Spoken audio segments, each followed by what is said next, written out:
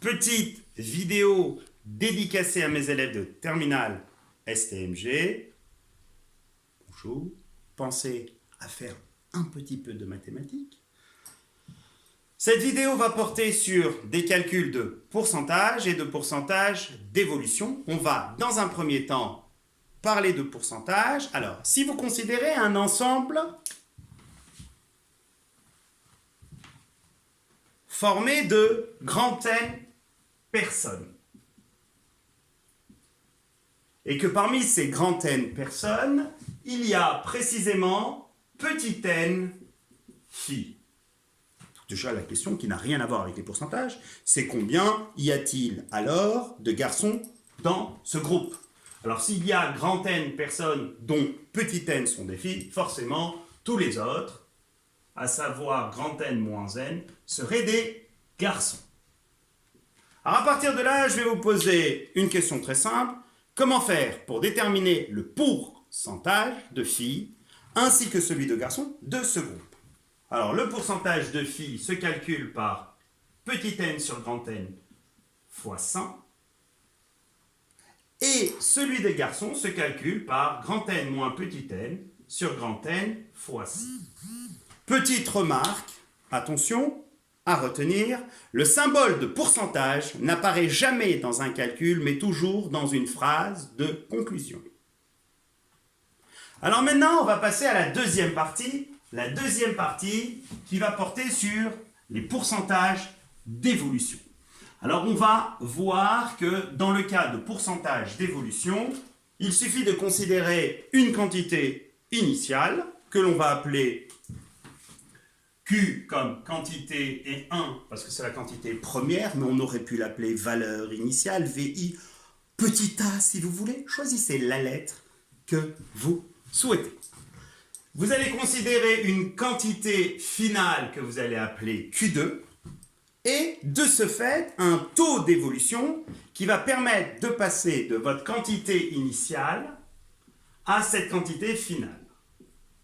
D'accord? Et ce taux d'évolution, vous le notez T%. Alors juste pour information, ce T peut être aussi bien positif que négatif, voire nul. Alors, on va réfléchir ensemble. Si T est positif, ça veut dire que la quantité initiale Q1 a subi une augmentation, et de ce fait, Q2 va être plus grand que Q1, alors que si T est négatif, la quantité Q1 a subi une diminution, et de ce fait, Q2 va être plus petit que Q1. Et pour remarque, si T égale 0, il n'y a pas d'évolution, en ce sens que Q1 et Q2 sont égaux. Et à partir de là, on va traiter 3 cas de figure. Premier cas de figure, on connaît Q1, on connaît la valeur de T et on cherche Q2.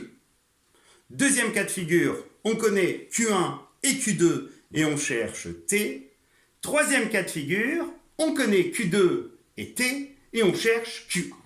Alors, quelles sont les formules pour déterminer ces résultats? La première, elle est toute simple. Elle fait appel à ce qu'on appelle le coefficient multiplicateur.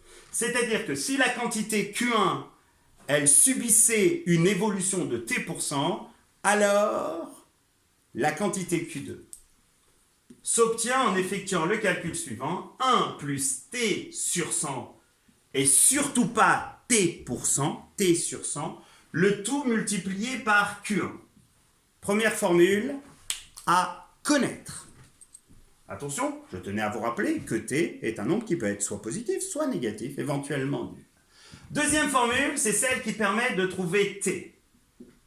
Alors, pour déterminer la valeur de T, vous effectuez le calcul suivant, Q2 moins Q1 sur Q1 fois 100. Et le résultat, en ce sens, le symbole de pourcentage, n'apparaîtra que dans la phrase de conclusion. Alors, comment faire pour, de manière assez rapide, retrouver cette formule? Très simple. Si une quantité varie de Q1 à Q2, elle a donc, non pas en pourcentage, mais en quantité variée de Q2 moins Q1. Et comme on cherche un pourcentage, c'est-à-dire par rapport à quelque chose. Et la quantité, elle a varié par rapport à sa quantité de départ. D'où Q2 moins Q1 sur Q1. Et vous multipliez par 100 pour avoir le résultat en pourcentage. Alors de là, vous allez me dire, d'accord, c'est bien beau, on a une première formule, une deuxième formule. Comment faire pour trouver la troisième, à savoir, on connaît Q2 et T et on va avoir Q1. Eh bien, tout simplement, elle découle de celle-ci. Et si Q2 égale 1 plus T% fois Q1, on a la troisième formule à retenir, à savoir que Q1 serait précisément égal à Q2 divisé par 1 plus T sur 100.